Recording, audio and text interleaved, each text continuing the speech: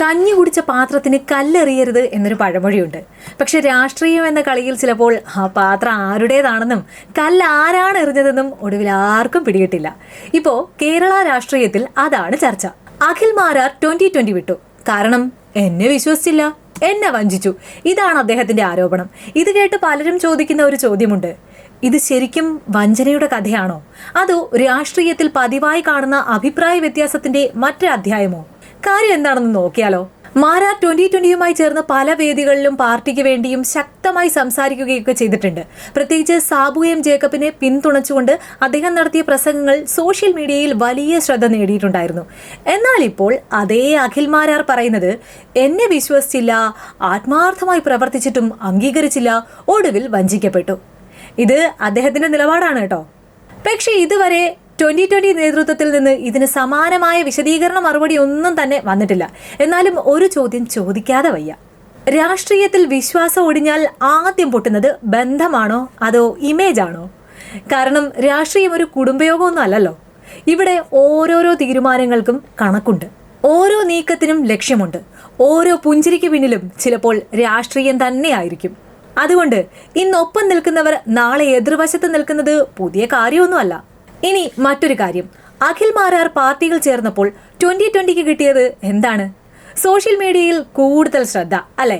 യുവാക്കളിലേക്ക് എത്താനുള്ള ഒരു മുഖം മാത്രം, ചില ചർച്ചകളിൽ നിറഞ്ഞു നിൽക്കുന്ന ഒരു വക്താവ്. അതുപോലെ അഖിൽ മാരാർക്കും കിട്ടിയത് ഒരു രാഷ്ട്രീയ വേദി തന്നെയായിരുന്നു. ഇവിടെ മറ്റൊരു പഴഞ്ചൊല്ലാണ് കേട്ടോ ഇപ്പൊ പെട്ടെന്ന് ഓർമ്മ വരുന്നത്. വേലി തന്നെ വിളവ് തിന്നാൽ പിന്നെ ആരോടാണ് പരാതി പറയുക? പക്ഷെ ഇവിടെ വേലി ആരാണ്, വിളവ് ആരാണ്? അതാണ് എല്ലാവരും ഒന്ന് കണ്ടെത്താൻ ശ്രമിക്കേണ്ടത്. കാരണം ഇപ്പോൾ ഒരു ഭാഗത്ത് അഖിൽ മാരാറിന്റെ ആരോപണങ്ങൾ, മറുഭാഗത്ത് 2020യുടെ മൗനം. ആ മൗനം പല വ്യാഖ്യാനങ്ങൾക്കും വഴിവെക്കുകയാണ്. എന്നാൽ ഈ മൗനം കുറ്റസമ്മതമാണെന്ന് പറയാനും കഴിയില്ല. ഇനി രാഷ്ട്രീയപരമായി ഒന്ന് നോക്കിയാൽ കേരളത്തിൽ 2020 എന്ന പ്രസ്ഥാനത്തിന് ഒരു പ്രത്യേക വോട്ട് ബാങ്കും സ്വാധീനവും ഒക്കെ ഉണ്ടെന്ന് നമുക്ക് മനസ്സിലായിട്ടുണ്ട്, അല്ലെ? അത്തരം ഒരു പാർട്ടിയിൽ നിന്ന് ജനപ്രീതിയുള്ള ഒരു മുഖം പുറത്തേക്ക് പോകുമ്പോൾ അത് സ്വാഭാവികമായും ചർച്ചയാകും. പക്ഷെ അതുകൊണ്ട് പാർട്ടിയുടെ ഭാവി തീരുമാനിക്കപ്പെടില്ല. അതുപോലെ അഖിൽ മാരാറിന്റെ രാഷ്ട്രീയ ഭാവിയും ഈ ഒരു തീരുമാനത്തിൽ മാത്രം ഒതുങ്ങുന്നതുമല്ല. പാലം കടന്നാൽ കൂരായണ.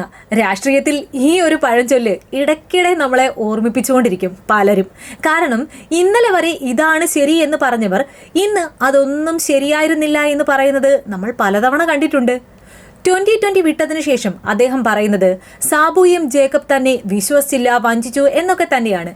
പക്ഷെ ഇവിടെ ഓരോ സാധാരണക്കാരന്റെയും ചോദ്യം ഇതാണ്, ഇപ്പോഴാണോ ഇത് മനസ്സിലായത്? അഖിൽ മാരാർ 2020യിൽ ചേർന്നപ്പോൾ ആരും അദ്ദേഹത്തെ നിർബന്ധിച്ചിരുന്നില്ല. അദ്ദേഹം സ്വന്തം ഇഷ്ടപ്രകാരമാണ് ആ വേദിയിലേക്ക് കടന്നു വന്നതും. അപ്പോ എല്ലാം നല്ലതായിരുന്നു, അല്ലേ? എല്ലാം ശരിയുമായിരുന്നു. പക്ഷെ ഇന്ന് പാർട്ടി വിട്ടതോടെ എല്ലാം തെറ്റിപ്പോയി എന്ന് പറയുമ്പോൾ സ്വാഭാവികമായും ജനങ്ങൾ ഈ ചോദ്യം ചോദിക്കും. അപ്പോ അന്ന് പറഞ്ഞതാണോ ശരി, അതോ ഇന്ന് പറയുന്നതാണോ ശരി? രണ്ടും ഒരേ സമയം ശരിയാക്കാൻ പറ്റില്ലല്ലോ, അല്ലേ?